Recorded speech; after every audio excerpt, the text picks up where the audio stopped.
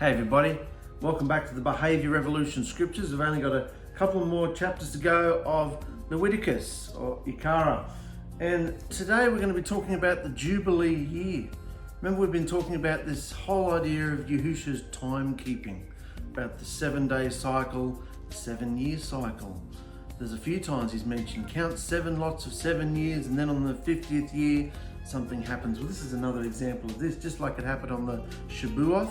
Count 7 times 7 years from the festival of first fruits, and then on the 50th day, you've got the feast of Shabuoth. Well, here the same thing happens. He's been talking about the 7-year cycle. Count yourselves 7 times 7, and then on the 50th year is a year of Jubilee. So, what is this year of Jubilee? It all ties in with the return of Yahushua, which we've been talking about lately, and also the portal. How can we forget the portal? That's the whole reason for our existence, this interdimensional portal where Yahushua has connected the dimensions through us, through his blood. And that is how we come boldly to the throne room, because he lives, he sits on the thrones of our hearts, and we can access him, his throne as well. So in our hearts is a portal. I hope you're grasping this. It's not just some kooky, spooky spy-fi concept. It's real. Take out all the heavens and hells and all stupid things that are in the Bibles and scriptures and everything, and look at the whole idea of 𝗓𝗕𝗓. 𝗓𝗕𝗓 is another dimension, not the kingdom of heaven. 𝗓𝗕𝗓 is his higher dimension. We have access to that now. They didn't have that. They didn't have this access back in Leviticus. He was trying to break through and gain back a portion of his time and a portion of his space, and he did that through the tabernacle on the Shabbat day, time and space. Now we have the opportunity to come boldly all day, every day. But do we? Doorway is open. Are we going in, or are we staying away, having our life and our inheritance, we feel like the prodigal did? How more broken, how much more lower and broken do you have to get before you run home to the Father, run into the throne room, come boldly? What has to happen in your life? More? What more bad stuff has to happen for you to run to Yahushua and see that he's waiting for you, arms wide open? Come here, son, come here, daughter. Let me love you and train you. That's what this is all about, because he loves us. Remember those studies we did? Because he loves us so much. That's what this is all about, love. So we're going to talk about the Jubilee and the Kinsman Redeemer. Very exciting, guys. The Jubilee year. So in addition, you must count off 7 Shabbat years. In addition to what? What were we talking about? We were talking about the land having a complete year of rest. So he was talking about the land having a Shabbat year, resting the land every 7th year. Remember this whole idea of 7s. This is his timekeeping. His ways are not our ways. The world doesn't do any of this. Are we doing it? Are you resting on the 7th day? Are you resting your land if you have crops on the 7th year? This is the way his prosperity and health and life and ways are. So we were talking last episode, we were finishing on the resting the land on the 7th year. So now we come to the Jubilee year, and he says, in addition, you must count off 7 Shabbat years. So that's 7 Shabbat years, that's 7 sevens of 49. 7 sets of 7 years, adding up to 49 years in all. Then on the Day of Atonement in the 50th year, blow the ram's horn loud and long throughout the land. Set this year apart as a time to proclaim freedom and release throughout the land for all who live there. Freedom and release. The Jubilee is a supreme demonstration of Yahushua's favor towards his people that is carried out by his people. So it's a supreme demonstration of Yahushua's favor towards his people that is carried out by his people. This 50th year will be a Jubilee year for you, when each of you may return to the land that belonged to your ancestors and return to your own clans. And during that year, you must not plant your fields or store away any of your crops that grow on their own. And don't gather the grapes from your unpruned vines either. It will be a jubilee year for you. What does jubilee mean? Year of freedom and release. So it will be a jubilee year for you, and you must keep it set apart, that you may eat whatever the land produces on its own. While it was a year of spectacular celebration for many, imagine having a clean slate and all your debts wiped away. Imagine this. Imagine if we lived like this today. Imagine if every 50th year you had a clean slate and all your debts were wiped away.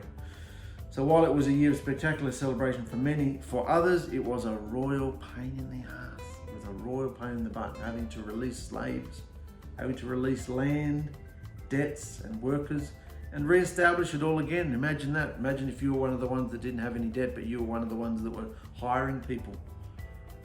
Imagine that was your business or your agricultural lifestyle. Imagine this. So it wasn't a celebration for many. It was I've got to get rid of slaves, release them, release the land, release the debts, release the workers, start all over again. So it was his way of sort of equalising the statuses, economical status, wasn't it? The rich and the poor, and those who were slaves and those who were owners and landlords, things like that. It was a way of him sort of levelling the playing field every 50th year. Probably to stop what happens today. The rich get richer and the poor get poorer. So Yahushua, Yahushua's ways are much better. You've got 50 years to become a slave lord, tyrant type person, and every 50th year you got to level it out again. So it's kind of like starting a new game of Monopoly, isn't it? You might have been the winner last game, but you're not anymore. Everyone starts equal again. When you make an agreement with your neighbour to buy or sell property, you must not take advantage of each other. When you buy land from your neighbour, the price you pay must be based on the number of years since the last Jubilee. The seller must set the price by taking into account the number of years remaining until the next year of Jubilee. So that had an effect on the price you could sell things for. Like when you buy a car and it's still got 6 months insurance on the car, mate, so it's worth a bit more than normal. I just put rego on it, so it's just it's still got 12 years insurance on the car, so it's a bit more. Well, this is a case of, well, Jubilee's about to come, and if the playing field's going to get leveled, so you'd have to sell it a bit less, I imagine. Closer and closer you got to the Jubilee, you'd have to sell your property or whatever you were selling for less, because the buyer would know in a few months it's Jubilee, it's not going to be mine anyway. So it affected the price. So the seller must set the price by taking into account the number of years remaining until the next Jubilee. For more years until the Jubilee, the higher the price. For fewer, the lower the price. After all, the person selling the land is actually selling you a certain number of harvests. See? The person selling the land is actually selling you a certain number of harvests. So show your fear of me by not taking advantage of each other. For I, Yahuwah, your Elohim, I am Yahuwah, your Elohim. So if you want to live securely in the land, follow my instructions. If you want to live securely, security, isn't that what people are crying out for today? Security, insurance. I want to know that things will be okay if things go wrong. Well, A, if Yahushua's walking before you and behind you, things don't go wrong. And B, if things did, he protects you. He is your safety net. So if you want to live securely in the land, follow my instructions. Then the land will yield large crops, and you will eat your fill and live securely in it. Remember a couple of episodes we talked about obedience and disobedience having an effect on the land as well. The behaviour of the people affected the land. And if you keep going on like this long enough, the land will vomit you out. So regarding that last statement, if you want to live securely in the land, follow my instructions.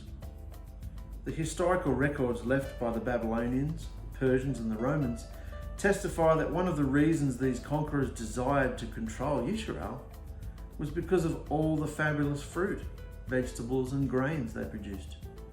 Yet the conquerors' plans backfired because every time the Hebrews were expelled from their homeland, the land stopped producing. So it's tied with their obedient behaviour. When conquerors came and, kicked them out and took over Yisrael, and the tribes were kicked out multiple times. When the enemies came and took over their land, it wasn't fruitful. The land stopped producing. But you might ask, what will we eat during the 7th year, since we are not allowed to plant or harvest crops that year? Be assured that I will send my blessing for you in the 6th year, so that the land will produce a crop large enough for 3 years. When you plant your field in the 8th year, you will still be eating from the large crop in the 6th year. In fact, you will still be eating from that large crop when the new crop is harvested in the 9th year. Not only will you be eating from the 6th year crop in the 8th year, but also in the 9th year. So what's he promising? If you follow my patterns, I will promise you prosperity and a good harvest. How could we possibly shut our shop on the 7th day Shabbat? How could we possibly not go to work on the 7th day? I've got bills to pay, I've got this, I've got that. He promises to provide for us on day 1, 2, 3, 4, 5, and 6. If you follow his instructions, he will give. So let's talk about the 50th year of release. The way the Jubilee year was set up meant there would be 2 Shabbat years back to back every 50 years. 2 Shabbat years every 50 years. Remember, every 7th year had to be a Shabbat year where you weren't allowed to plant your fields. Imagine Yahushua saying to us today, every 7th year, you're not allowed to go to work.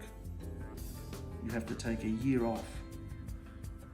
And, you're not allowed to work, you're not allowed to employ people. Employers just have to suck it up and understand it and give you back your job a year later. Imagine if we lived like this, having a year off work every 7th year. Well, every Jubilee year, which is 7 times 7 years, every Jubilee year, every 50th year, there would be 2 Shabbat years back to back.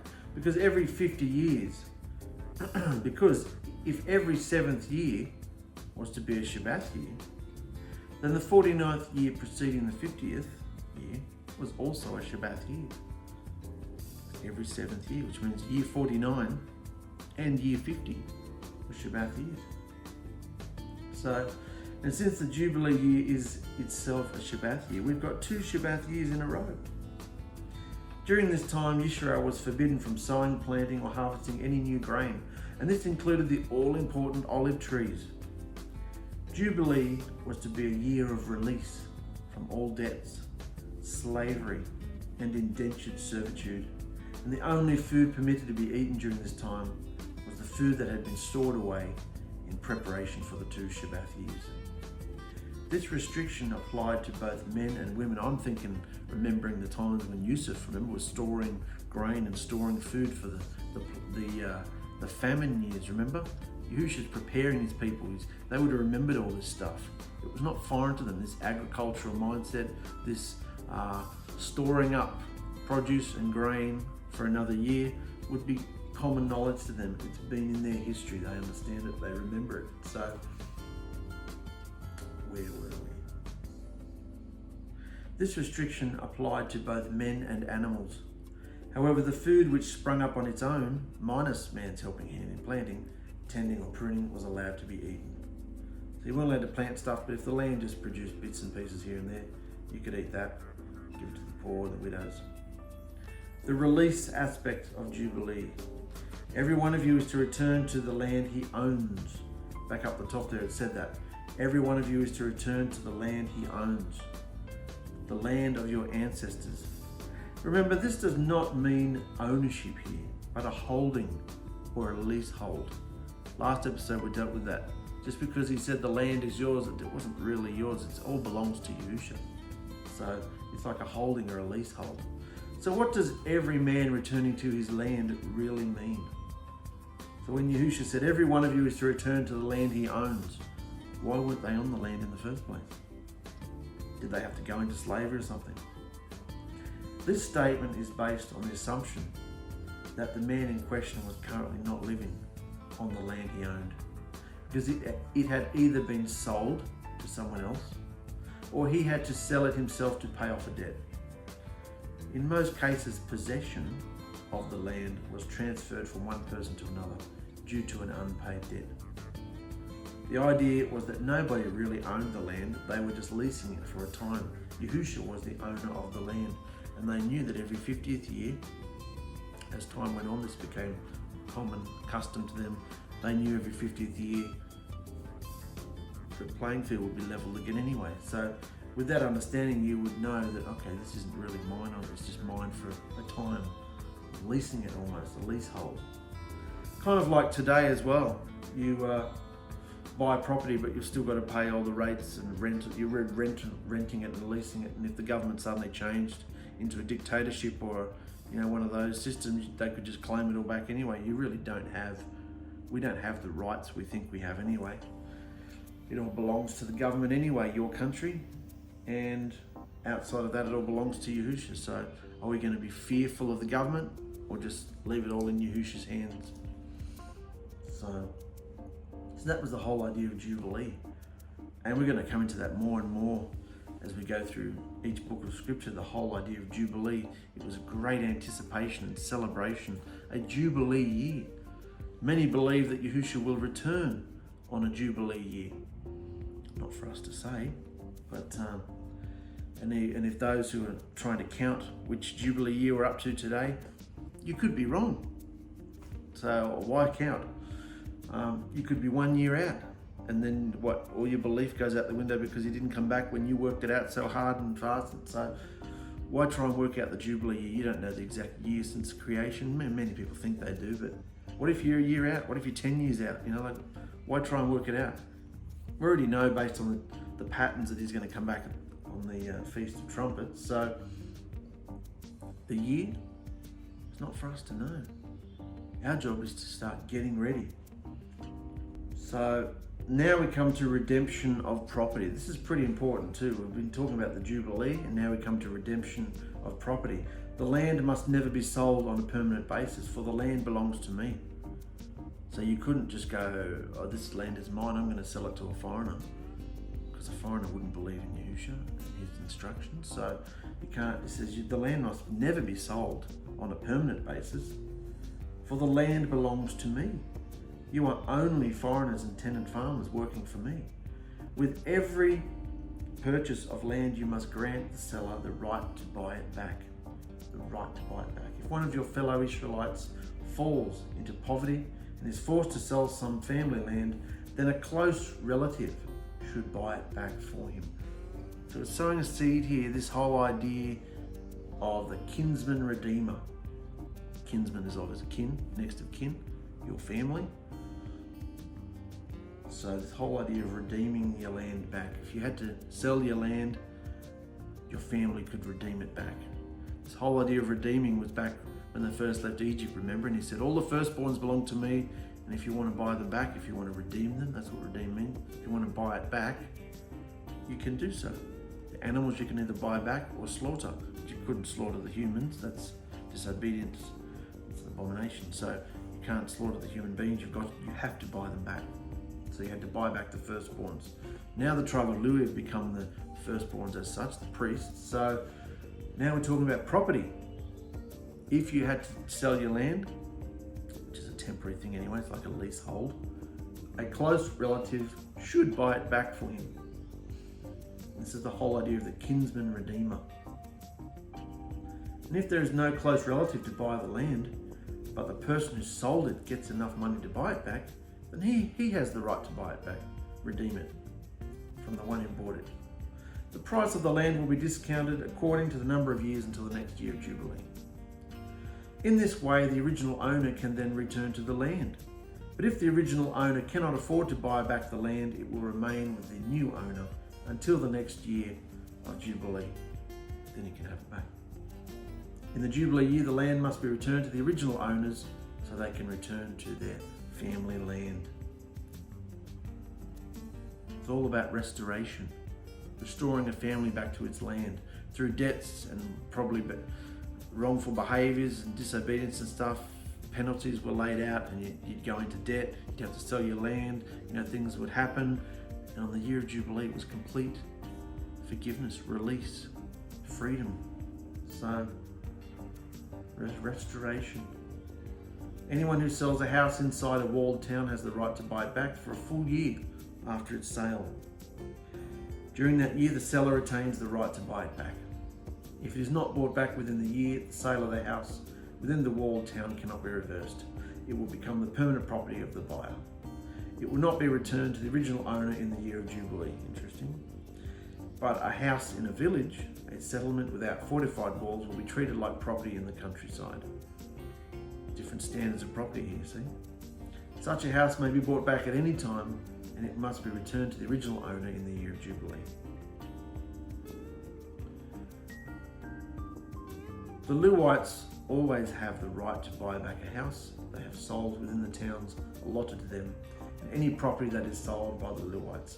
All houses within the Levitical towns must be returned in the year of Jubilee. After all, the houses in the towns reserved for the 𝗪𝗏ites are the only property they own in all of Israel. The open pasture land around the Levitical towns may never be sold. It is their permanent possession. So we're mainly looking forward here to when they go into the land of Canaan, because right now we're living in tents, encamped around a tabernacle. So we're talking about when they get into the land of Canaan. So that was about the tribes of Lewi. Their land may never be sold. It is their permanent possession. The poor and enslaved. If one of your fellow Israelites falls into poverty and cannot support himself, support him as you would a foreigner or a temporary resident, and allow him to live with you. Do not charge interest or make a profit at his expense. Do not charge interest or make a profit at his expense. Is this system used today? No. Instead, show your fear of me by letting him live with you as your relative. Remember, do not charge interest on money you lend him or make a profit on food you sell him. I am 𝗂𝗜𝗓𝗔𝗓, your Elohim, who brought you out of the land of Egypt, to give you the land of Canaan and to be your Elohim. If one of your fellow Israelites falls into poverty and is forced to sell himself to you, do not treat him as a slave. Treat him instead as a hired worker or as a temporary resident who lives with you. And he will serve you only until the year of Jubilee. And at that time, he and his children will no longer be obligated to you, and they will return to their clans and go back to the land originally allotted to their ancestors. The people of Israel are my servants, whom I brought out of the land of Egypt, so they must be never sold as slaves. Show your fear of me by not treating them harshly. However, you may purchase male and female slaves from among the nations around you. You may also purchase the children of temporary residents who live among you, including those who have been born in your land. You may treat them as your property, passing them on to your children as a permanent inheritance. You may treat them as slaves, but you must never treat your fellow Israelites that way. Interesting. Couldn't take slaves within your own nation. Suppose a foreigner or a temporary resident becomes rich while living among you.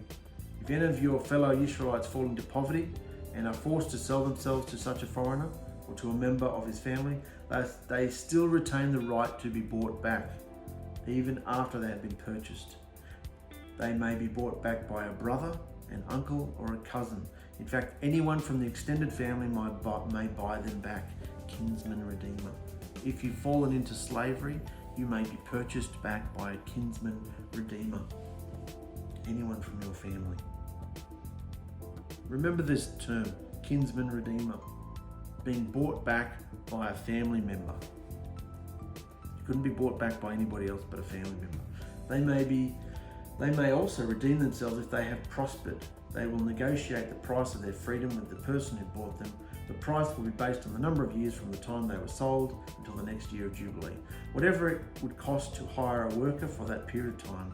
If many years still remain until the Jubilee, they will repay the proper portion of what they received when they sold themselves. If only a few years remain until the year of Jubilee, they will repay a small amount for their redemption.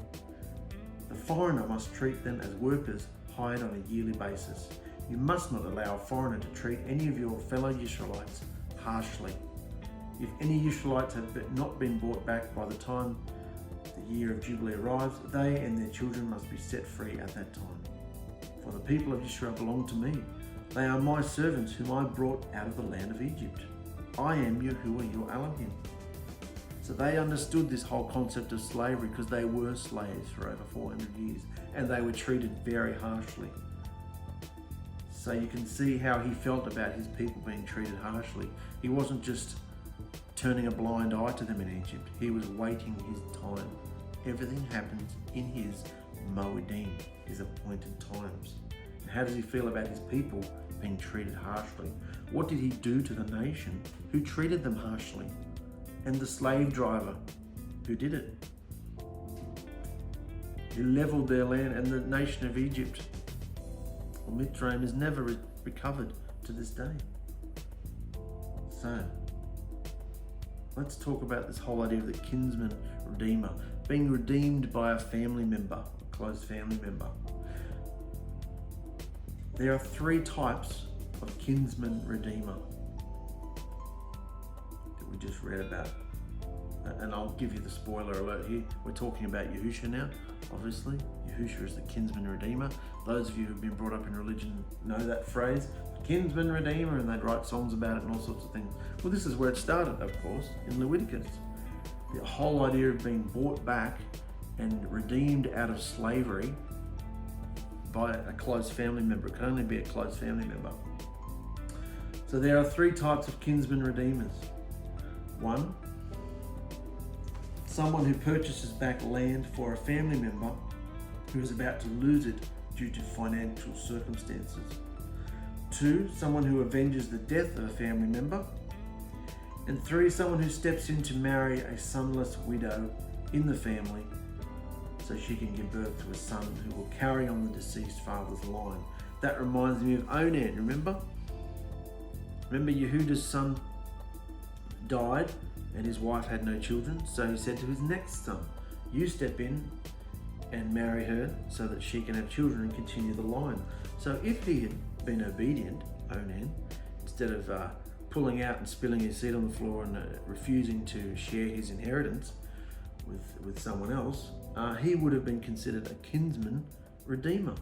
Instead, he's now lifted up as the example of being a wanker these days. So, shows how your behaviour is very important. Someone who steps in to marry a sonless widow in the family. So, one of them is considered a suffering servant, one of them is considered a conquering king, and the other is considered a loving bridegroom. All of which we know Yahushua is. The term kinsman refers to any family member, relative, and can be stretched to include anyone from the nation of Israel. It's interesting. It says close family member, but it can even be stretched to include anyone from the nation of Israel. But that's it. An outsider from the nations could not be a kinsman unless they had grafted into the blood covenant with Israel. So the nations could not be kinsmen. It can't be outside other nations. It could only be a relative, family member, or it could be someone from the nation of Israel. While there are some verses that refer to Yahushua as our redemption or redeemer, nowhere in all of the messianic texts will you find him being called our kinsman redeemer. So if you still harbour ideas that the everlasting instructions have been done away with and nailed to the stake, or that the gospel message only starts from the first chapter of the Gospels, you're going to have serious problems, because nowhere in the messianic texts, the New Testament, will you find Yahushua being called a kinsman redeemer. Nowhere. From Matthew to Revelation is the whole idea of a kinsman redeemer. It's not written there. So how could Yahushua be our kinsman redeemer if he's not even mentioned as a kinsman redeemer? It's all back in Leviticus and other places. So it shows that having wrong mindsets and false doctrines is just ridiculous, you know. You will only find, the only way one can know that Yahushua is our kinsman redeemer is through what is written in the Torah.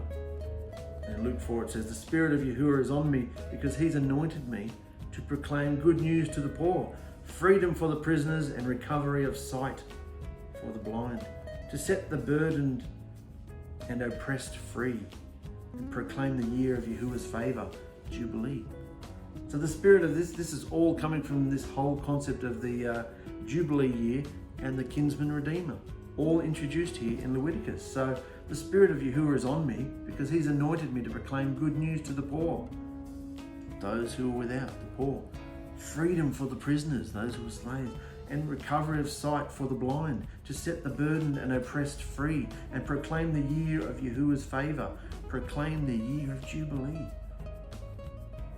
And that verse in Luke 4 is very similar to Isaiah 61 as well. Yahushua is talking about proclaiming good news to the poor, setting the oppressed free, and proclaiming the year of Yahuwah's favor. Sound familiar? It's the principle of Jubilee from Leviticus and how he came to do the work of a kinsman redeemer. Foreigners outside of Israel have zero provision of redemption and deliverance available to them. Foreigners have zero provision, they can't be redeemed, and they can't be delivered. Interesting. If you're outside of Israel, if you've declared that Israel has now been done away with through some replacement theological theory, still doesn't, that's just your opinion, it's still not proved, it's not Yahushua's way. Anyone outside of Israel could not be redeemed. Today, anyone outside of Israel, there is no deliverance outside of Israel, outside being immersed in his only name of deliverance, Yahushua ℚ𝗪𝗔𝕗𝒪shiach. As a kinsman can only redeem someone in their family, Israel only, all the nations must be engrafted into the commonwealth of Israel. It's just phenomenal. This is all about the Jubilee year and the kinsman redeemer. Oh, it's amazing. All these patterns, that's the whole idea. Even if we know the end of the story, and I'm going to talk to you about the end of the story briefly in a minute, where did the patterns come from? Because if you've heard other interpretations of the end of the story and the things that are written in the messianic texts and things like that, and they don't fit the pattern, then you might be believing a lie or an error, because everything has to fit into the patterns of mainly the books of Musa. Genesis, Exodus, Leviticus, Numbers, they all have to, Deuteronomy, they all have to fit into this pattern because Yahushua is the living Torah. He's all 66 books plus more. He's the living word. He doesn't contradict himself. So if you've been taught a contradiction, that's what you've been taught. That's not him. So this is so exciting. As a kinsman can only redeem someone in their family, all the nations must be grafted into the commonwealth of Israel. A kinsman must be capable of paying the full redemption price. No discounts, exceptions, or loopholes are allowed. A good person may have the desire to redeem his brother, but if he didn't have the financial means, end of story. Debt holders did not accept IOUs from kinsman redeemers. The price had to be paid in full. The debt we owe Yahushua for our disobedience to his instructions is our very lives. On the day you disobey me, you will die. You've all disobeyed me, intentionally and unintentionally. You all deserve death. So we owe Yahushua for our disobedience with our very lives. So we either pay this debt via our own death, or a kinsman redeemer steps in and pays the price. The kinsman redeemer is a mediator and follows the pattern of substitution. So here we have the pattern of substitution, not a sacrifice. It wasn't sacrificed, he was substituted. He was killed, murdered, executed as a substitute. Instead, the lambs were slaughtered instead of the people of Israel, the firstborns. And in Isaiah 53, in fact, it was our diseases he bore, our pains from which he suffered. Yet we regarded him as punished, stricken, and afflicted by Yahuwah. But he was pierced for our disobedience, bruised for our behavior, and the punishment that makes us whole fell on him. And by his bruises we are healed. We are all like sheep went astray, turned to our own selfish ways. Yet Yahushua laid on him the guilt of all of us. Isn't that an amazing scripture?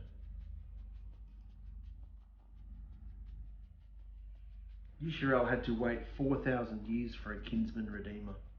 a third-party mediator, who, in perfect accordance with the instructions given to Moshe at Sinai, fulfilled the requirements of a kinsman redeemer.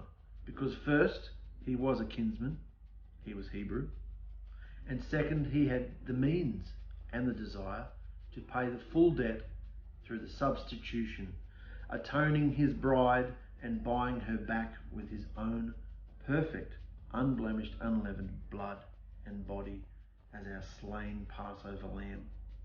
Did you get that? Israel had to wait 4,000 years for a kinsman redeemer who fulfilled the requirements of a kinsman redeemer. Because first, he was a kinsman, and second, he had the means to pay the full debt through the substitution, atoning his bride and buying her back with his own perfect blood and body as our slain Passover lamb.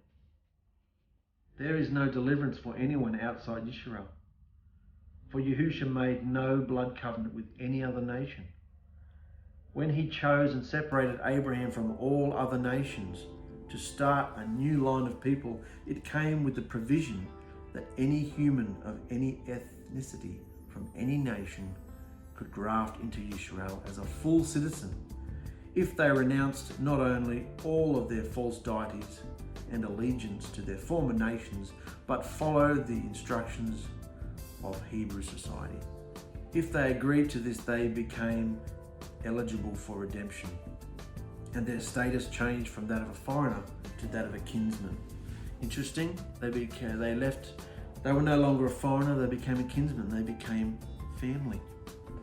They became fellow Israelite. That's how we graft in to the covenant. Surely by now, after the last 18, 19 episodes, you can see that this is the pattern. There was no covenant made, blood covenant, with any of the outside nations. It's still true today. Yahushua did not come to redeem the world. He came to redeem his bride, those in the nation of Israel. So, before we leave here, I want to talk about the end. I want to shoot through to the end because this amazing article came up yesterday. And I'm finding this phenomenal because Yahushua's not only giving us the patterns in Leviticus, but at the same time, he's bringing in the end of the story. He's bringing in who the patterns are pointing to, the fulfillment of the shadows. Because in here, these patterns are invisible, but they're so important and they're being introduced to us right here in Leviticus. We had some patterns introduced in Genesis and Exodus.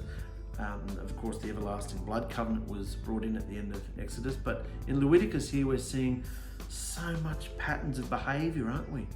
Things that Yahushua loves in his bride and things that are an absolute abomination and he despises.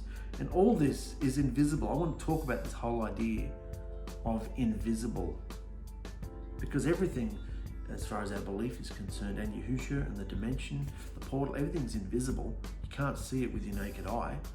It's all invisible. This is where our belief kicks in. This is where Yahushua said, your belief has made you well.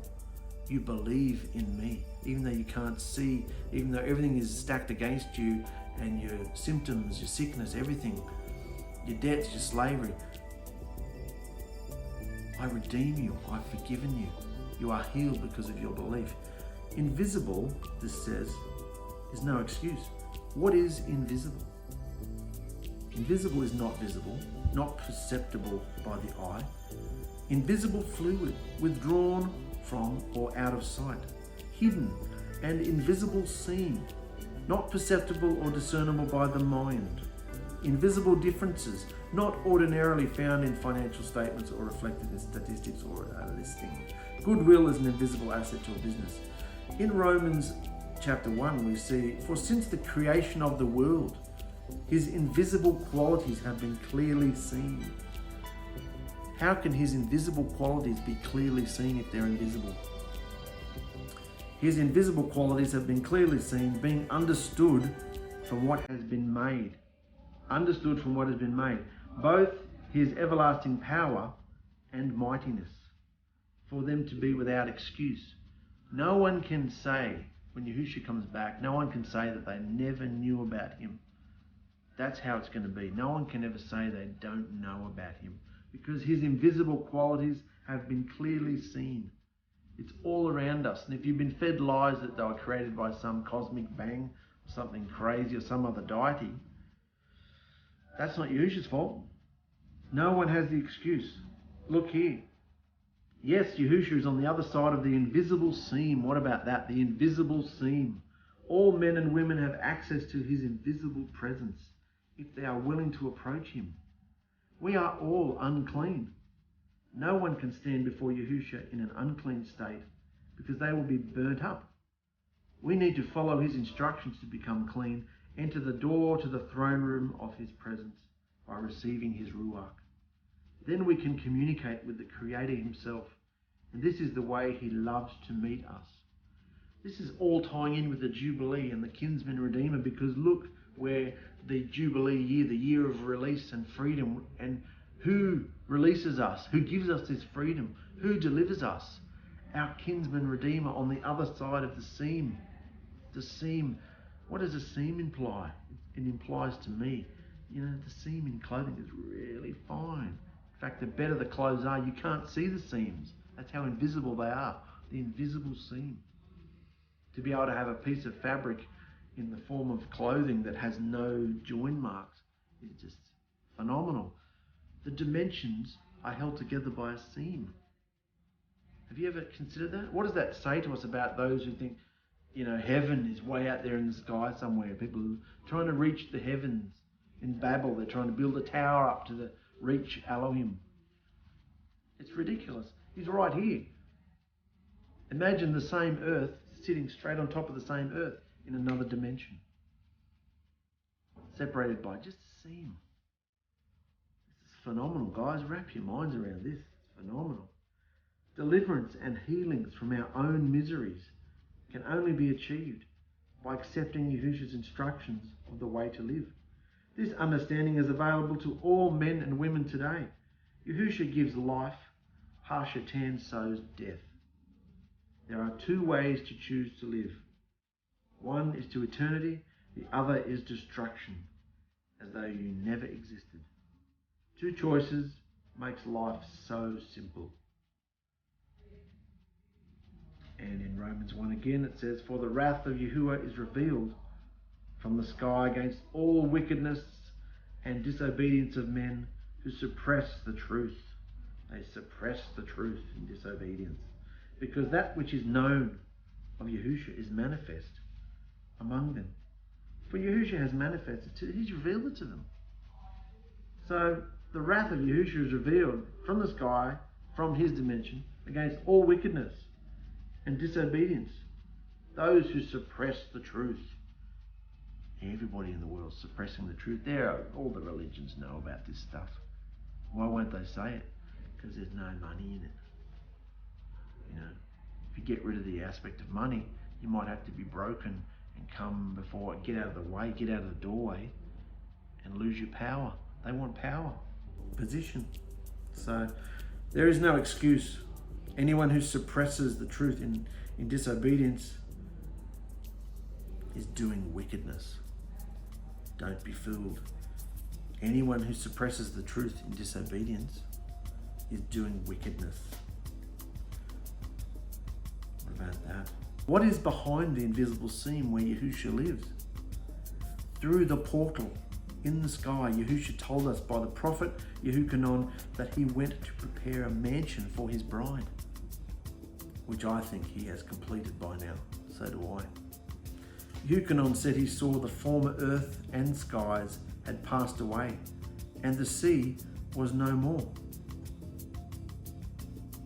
And there was a new earth and sky. The renewed Jerusalem, the most incredible city imaginable, came through the portal as a bride for Yahushua. The invisible seam was rent, and this city is 2,200 kilometers long, high and wide. That's like from Sydney to Cairns. Those of you who are in Australia, from Sydney to Cairns almost. Imagine a cube that big. The same height, width and breadth. It has a wall 65 meters high. All around it, the structure of the wall is covered in precious gems, producing the most amazing glistening effect. The wall has 12 gates, all made from one pearl each. The gates are never closed, and no unclean person can enter them. There is no temple or nighttime or darkness, because the esteem of Yahusha is the light of the city, and there is no need of sun or moon. The streets of the city were clean gold like transparent glass, and Yahusha shall wipe away every tear from our eyes, and there will be no more death, mourning, or crying. There shall be no more pain, for the former things have passed away, and he has made all things new. Amazing. To the one who thirsts I shall give of the fountain of the water of life without payment. What pattern does that remind you of? Remember when Yahusha stood up and said, anyone who thirsts, come, I am the living waters. Anyone who drinks of me, out of his innermost being shall gush rivers of living water. To the one who thirsts, I shall give the fountain of the water of life without payment. There's no payment. What did we just read about? Don't charge your own family members. Don't enslave someone in Israel. It's without payment. Don't take advantage of one another. Without payment. The year of Jubilee, year of release and freedom. What about this? The one who overcomes shall inherit all this. This is the key. To the one who overcomes. To the one who overcomes shall inherit all this. And I shall be his Yahusha, and he shall be my son. I shall be his Yahusha, his deliverance, and he shall be my son. And there shall by no means enter into it whatever is unclean, neither anyone doing abomination or falsehood, but only those who are written in the Lamb's scroll of life. So we know now, going through Leviticus, what Yahusha considers unclean ceremonially, and what he considers an abomination. Don't we? Because we've been going through it the last 18 or so episodes about the unclean and the clean, common.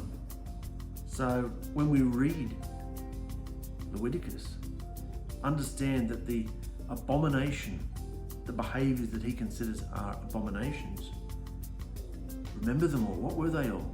All the things that we went through that were abominable behavior. He doesn't change his mind. Those behaviors will never be allowed into this new city, into this new eternal reign. That's why it's important to read all these patterns, go through Leviticus to sift out what was cultural, what was just clothing or hats or beards or ridiculous stuff, and what was actually abominable behavior. Because look here, in the very end, Revelation 21 and 22, it's talking about those behaviors that are abominations won't be allowed into the city. So the bride knows this instinctively because she has his ruach within her. She has direct access through the portal. She wouldn't be doing these abomination behaviors, and if she once was, she won't, because she understands this. When we read between the lines, we can let our imaginations see many things. But it is very obvious that Yahusha wants a clean behavior from his bride.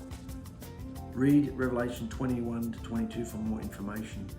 I want to overcome for Yahusha. Do you want to overcome for Yahusha? Because if you overcome, you become partakers of eternity. Imagine experiencing a life outside of time. A resurrected first fruit life. This is phenomenal, guys. So look where we're going. I mean, we're learning these amazing patterns in Leviticus, patterns which are still going in the book of Revelation. And today, the patterns stand.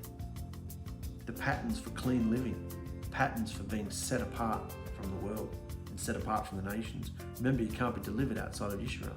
There's no deliverance outside Israel. And no abomination, no perverse, no detestable, abominable behavior will be going into this new city. So it's so important that we overcome all these dirty behaviors, isn't it? This is blowing my brains out because he's talking to his bride all over the world. I'm going through Leviticus and other people are getting scriptures about Revelation at the same time.